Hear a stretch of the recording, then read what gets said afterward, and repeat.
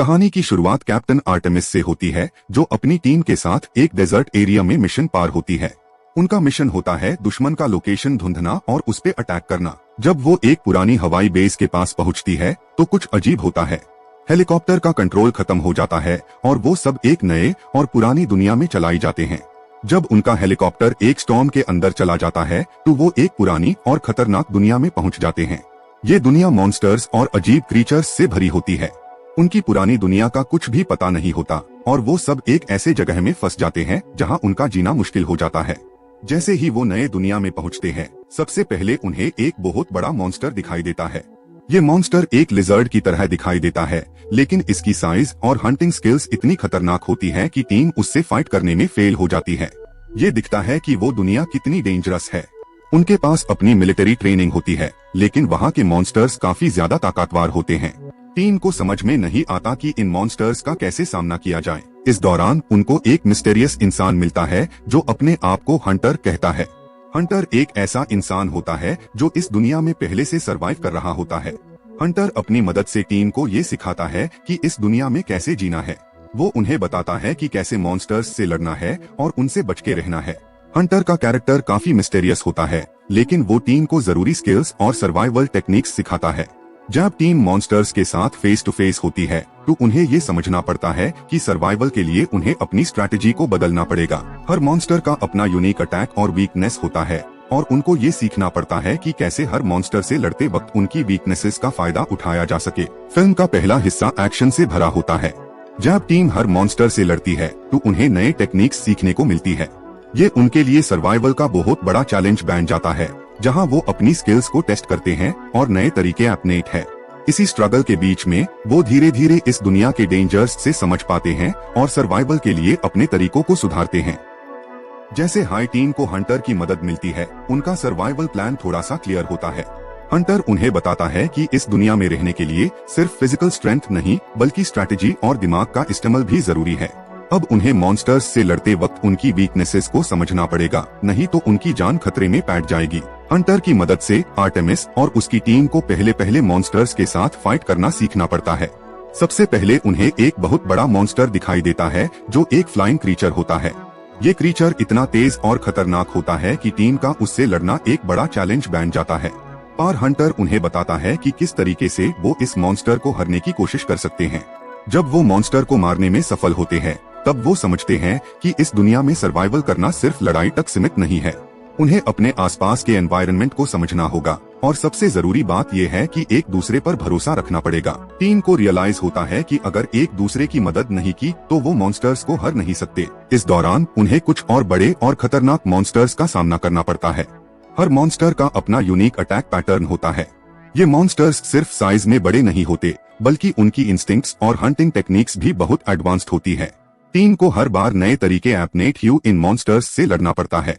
ये फाइट काफी इंटेंस होती है, लेकिन हर बार वो कुछ ना कुछ नई चीज सीखते हैं। एक पॉइंट पर जब टीम को लगता है कि वो सब सेफ हो गए हैं, तब वो फिर से एक और नया मॉन्स्टर एनकाउंटर करते हैं जो उनके लिए एक और बड़ा शॉक होता है। ये मॉन्स्टर उनके लिए एक नया चैलेंज होता है, जिसमें उन्हें अपनी पुरानी टैक्टिक्स को बदलना पड़ता है। इसी स्ट्रगल के दौरान उनकी टीम का बॉन्ड मजबूत होता जाता है। आर्टेमिस को ये समझ में आता है कि अगर वो जिंदा रहना चाहती है तो उससे अपनी टीम को गाइड करना होगा और हंटर की मदद लेनी होगी। लेकिन हंटर का अपना एक पास्ट होता है जो वो कभी किसी से शेयर नहीं करता। आर्टेमिस को लगता है कि हंटर का पास्ट उसके अपने सर्वाइवल के लिए जरूरी होगा, इसलिए वो हंटर के बारे में और भी ज्यादा जानने की कोशिश करती है। जब टीम को और ज्यादा मॉन्स्टर्स का सामना करना पड़ता है, तब उन्हें अपने स्किल्स को एक नए लेवल पार लाना पड़ता है। हर नया मॉन्स्टर एक नए तरीके से अटैक करता है और उन्हें उनके वीकनेसेस को ढूंढना पड़ता है। ये फाइट उनके लिए एक टफ चैलेंज बन जाती है, लेकिन जब वो एक मॉन्स्टर को मारते हैं तो उन्हें एक नई उम्मीद मिलती है कि वो इस दुनिया में सरवाइव कर सकते हैं। फिल्म का दूसरा हिस्सा ये दिखता है कि कैसे टीम मॉन्स्टर्स के साथ लड़ते हुए अपने सर्वाइवल के लिए नए तरीके अपनाती है।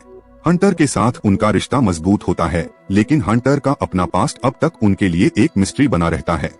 अब टीम को ये समझ में आता है कि उन्हें अपनी पुरानी दुनिया से किसी भी चीज का असर नहीं लेना चाहिए, बस अपने सर्वाइवल और सेफ्टी के लिए नए तरीके सीखने होंगे। ये पार्ट फिल्म को और भी इंटरेस्टिंग बना देता है, क्योंकि हर नए मॉन्स्टर के साथ टीम की स्ट्रैटेजी इवॉल्व होती रहती है। उनके बीच में एक नए लेवल का ट्रस्ट और अंडरस्टैंडिंग डेवलप होता है जो उन्हें मॉन्स्टर्स के अगेंस्ट जीतने में मदद करता है। जैसे जैसे टीम और हंटर मॉन्स्टर्स के साथ लड़ते जाते हैं, उन्हें ये समझ में आता है कि उनके पास अब सिर्फ एक ही रास्ता है, या तो वो मॉन्स्टर्स को मारकर जीत सकते हैं या फिर उन्हीं मॉन्स्टर्स के हाथ अपनी जान खो देंगे। ये सोचकर आर्टेमिस और उसकी टीम अपने स्ट्रैटेजीज को और भी इम्प्रूव करते हैं।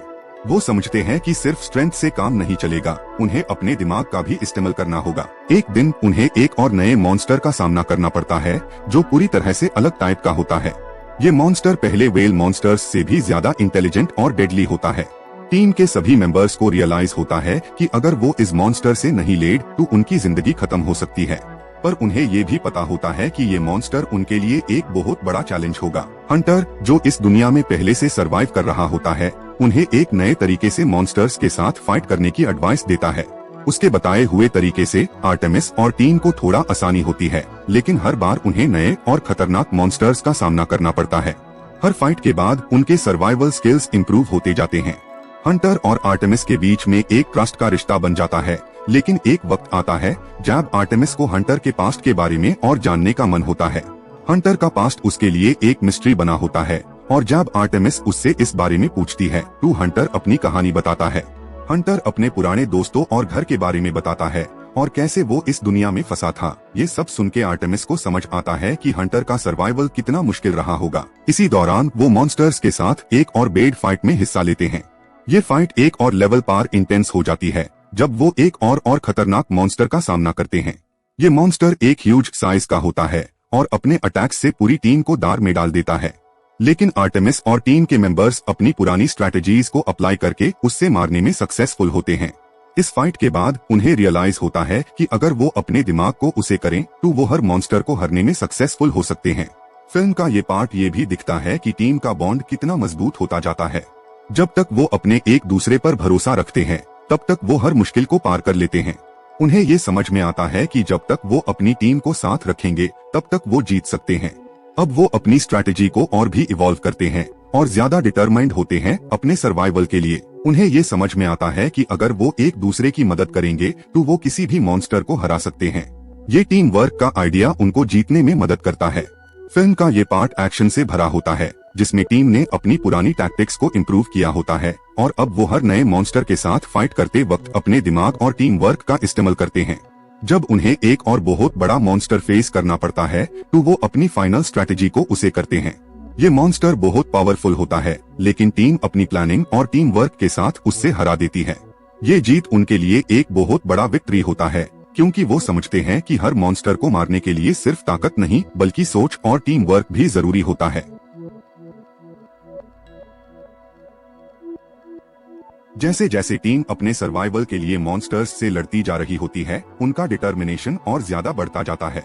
अब उन्हें लगने लगता है कि वो किसी न किसी तरीके से इस दुनिया से बाहर निकल सकते हैं, लेकिन ये सब सिर्फ एक सपना ही लगता है जब तक उनके सामने एक और नए और सबसे बेड मॉन्स्टर का सामना नहीं होता। ये मॉन्स्टर उनके लिए एक आखिरी चैलेंज बन जाता है जो उनकी पूरी टीम की जान को खतरे में डाल देता है।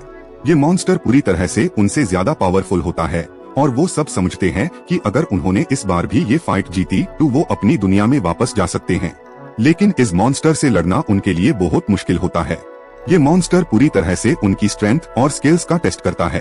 टीम के सभी मेंबर्स को अपनी पुरानी स्ट्रैटेजी को बदलना पड़ता है और हंटर की मदद से उन्हें नए तरीके अपनाने पड़ते हैं।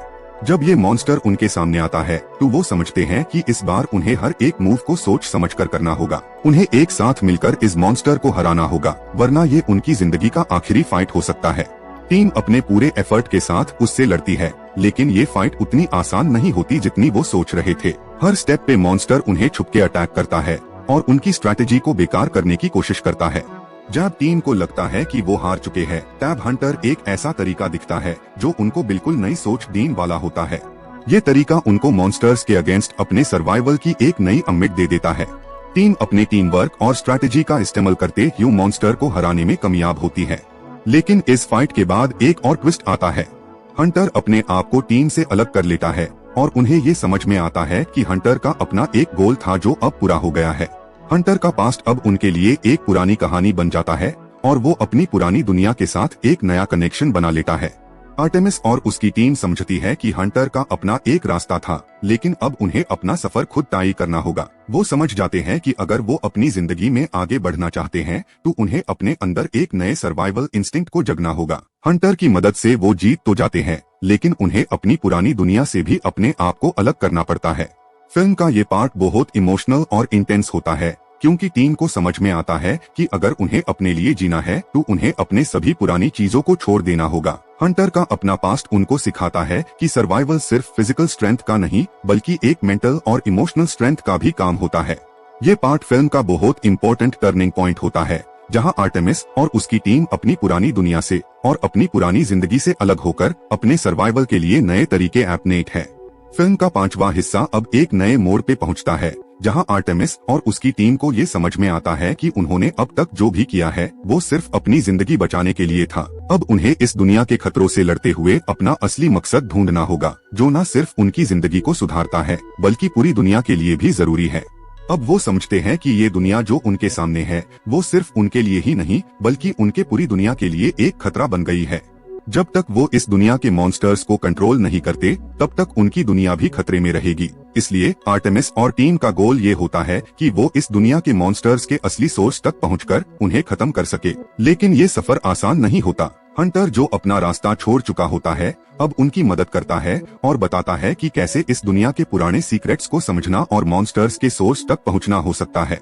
टीम को ये समझना पड़ता है कि अगर वो अपने मिशन में सफल होना चाहती है तो उन्हें अपनी पुरानी स्ट्रैटेजीज को बिल्कुल नया तरीका से अप्लाई करना होगा। अब वो मॉन्स्टर्स के जंगल में सफर करते हैं, लेकिन हर कदम पे उन्हें नए डेंजर्स का सामना करना पड़ता है। जब वो मॉन्स्टर्स के बीच पहुंचती है, उन्हें एक नया रास्ता मिलता है जहां से वो मॉन्स्टर्स को पहचान सकते हैं। उन्हें एक ऐसे क्रीचर का सामना करना पड़ता है जो इस दुनिया का असली रूलर होता है और उस क्रीचर के पास इतनी ताकत होती है कि वो पूरी टीम को मार डाले। ये फाइट उनके लिए बहुत हाई टफ होती है और इस बार उन्हें अपनी हर एक स्किल और स्ट्रैटेजी को परफेक्ट करना पड़ता है। आर्टेमिस और टीम के बीच का बॉन्ड और भी मजबूत हो जाता है, क्योंकि वो समझ जाते हैं कि सर्वाइवल के लिए उन्हें एक दूसरे पर पूरी तरह से भरोसा रखना पड़ेगा। जब तक वो अपने डिफरेंसेस को छोड़कर एक टीम की तरह काम करते हैं, तब तक ही वो मॉन्स्टर्स को हरने में सफल हो सकते हैं। इस फाइट के दौरान वो जो भी नए तरीके सीखते हैं, वो उन्हें मॉन्स्टर्स के अगेंस्ट अपनी फाइनल स्ट्रैटेजी बनाने में मदद करते हैं। हर एक मॉन्स्टर का अपना वीकनेस होता है और वो अपने दिमाग का इस्तेमाल करके उस वीकनेस का फायदा उठाते हैं। इस फाइट में वो अपने सर्वाइवल के लिए हर तरीका अपनेट है और इसे उनका ट्रस्ट और यूनिटी और बढ़ता है। जब वो फाइनली मॉन्स्टर्स के असली सोर्स तक पहुंचती है, उन्हें समझ में आता है कि इस दुनिया में हर चीज एक नेचुरल बैलेंस में होती है, जो अगर तोड़ दिया जाता है तो पूरी दुनिया को नुकसान हो सकता है। लेकिन अब उनके पास एक डिसीजन होता है, क्या वो इस दुनिया के क्रीचर्स को मारकर अपनी दुनिया को बचाएं या फिर उनके नेचुरल बैलेंस को समझकर उसके हिसाब से चलने का तरीका ढूंढे। इस पार्ट में आर्टेमिस और टीम को अपने वैल्यूज और चॉइसेस का सामना करना पड़ता है। ये उनके लिए एक इमोशनल जर्नी बन जाती है, जहां उन्हें अपनी पुरानी दुनिया को समझना पड़ता है और अपने फ्यूचर के लिए नए तरीके अपनाने पड़ते हैं। फिल्म का छठवां हिस्सा अब एक बहुत हाई इंटेंस मोड पर पहुंचता है। जब आर्टेमिस और उसकी टीम फाइनली मॉन्स्टर्स के असली सोर्स तक पहुंचती है, तो उन्हें ये समझ में आता है कि उनका डिसीजन सिर्फ उनकी दुनिया के लिए नहीं बल्कि इस दुनिया के लिए भी बहुत बड़ा हो सकता है। इस वक्त उन्हें ये समझना पड़ता है कि अब वो सिर्फ अपनी जिंदगी के लिए नहीं बल्कि अपनी पूरी दुनिया के लिए लड़ रहे हैं। ये पार्ट उनके लिए एक इमोशनल और स्ट्रैटेजिक टर्निंग पॉइंट बन जाता है। जब वो अपनी फाइनल प्लान बनाते हैं, तब उन्हें पता चलता है कि जो मॉन्स्टर वो समझ रहे थे वो बस एक छोटी सी चाल थी। एक्चुअल डेंजर कुछ और होता है। टीम को समझना पड़ता है कि ये मॉन्स्टर सिर्फ एक पार्ट है इस पुरानी दुनिया के एक बड़े और खतरनाक बैलेंस का। अगर वो इस क्रीचर को मारकर अपनी दुनिया को बचाना चाहते हैं, तो उन्हें इस दुनिया के पुराने लॉस को समझना होगा। आर्टेमिस और टीम को रियलाइज होता है कि जो क्रीचर्स वो समझ रहे थे वो सिर्फ डिफेंस मैकेनिज्म थी इस दुनिया के नेचुरल सिस्टम का। अगर वो इन्हें मार देंगे तो पूरी इकोसिस्टम को नुकसान हो सकता है। ये उनके लिए एक मोरल डिलेमा बन जाता है। क्या वो अपनी दुनिया को बचाए या फिर इस दुनिया के नेचुरल बैलेंस को तोड़कर अपने सर्वाइवल के लिए लड़ते रहे। ये फैसला उनके लिए सबसे मुश्किल होता है। इसी दौरान उनको एक और ट्विस्ट मिलता है जब हंटर अपने आप को उनसे अलग कर लेता है। वो हंटर को समझ पाते हैं कि हंटर ने अपना रास्ता इसलिए छोड़ा क्योंकि उसका मकसद सिर्फ अपनी दुनिया को बचाना नहीं था बल्कि इस पुरानी दुनिया के बैलेंस को समझना और उसके मुताबिक चलना था। हंटर का अपना डिसीजन अपने सर्वाइवल को समझते हुए बहुत हाई कॉम्प्लेक्स और थॉटफुल होता है। आर्टेमिस और उसकी टीम को हंटर की बात समझ में आती है और उन्हें ये समझना पड़ता है कि अब वो सिर्फ मॉन्स्टर्स के अगेंस्ट नहीं बल्कि अपने अपने प्रिंसिपल्स के अगेंस्ट भी लड़ रहे हैं। अगर वो अपने वैल्यूज को तोड़कर कुछ करते हैं तो वो सिर्फ अपनी दुनिया को खतरे में नहीं डाल रहे बल्कि पूरी यूनिवर्स को खतरे में डाल रहे हैं। अब वो अपने सर्वाइवल के तरीकों को बिल्कुल नया तरीका से देखते हैं। उन्हें ये समझना पड़ता है कि कैसे एक बैलेंस बनाए रखा जा सकता है। उनको अपने पास्ट के डिसीजंस को समझना पड़ता है और अपनी मिस्टेक्स से सीखकर आगे बढ़ना पड़ता है। ये हिस्सा उनके लिए एक बहुत बड़ा लर्निंग एक्सपीरियंस बन जाता है। फिल्म का ये हिस्सा बहुत हाई इमोशनल होता है, जहां आर्टेमिस और टीम अपने अपने फियर्स और डाउट्स को समझकर अपने डिसीजंस को परफेक्ट करते हैं। जब तक वो अपनी टीम को साथ रखते हैं और अपने वैल्यूज को समझकर डिसीजंस लेते हैं, तब तक वो जीतने में कामयाब हो पाते हैं। ये पार्ट उनकी जर्नी को एक और लेवल पे ले जाता है। उनको ये रियलाइज होता है कि सिर्फ फाइट करना और मॉन्स्टर्स को मार देना उनका गोल नहीं होना चाहिए, बल्कि उन्हें अपने सर्वाइवल के लिए बैलेंस और विजडम की जरूरत होती है। और फिर फाइनली जब वो अपने फाइनल गोल तक पहुंचती है, उन्हें समझ आता है कि उन्होंने जो डिसीजन लिया है वो दुनिया के नेचुरल बैलेंस के लिए जरूरी था। ये उनका सबसे बड़ा अचीवमेंट होता है और इस फाइट के बाद वो अपनी दुनिया के लिए एक नई उम्मीद के साथ जीत कर वापस जाते हैं। आर्टेमिस और उसकी टीम अपने फाइनल मिशन में सफल हो जाती है।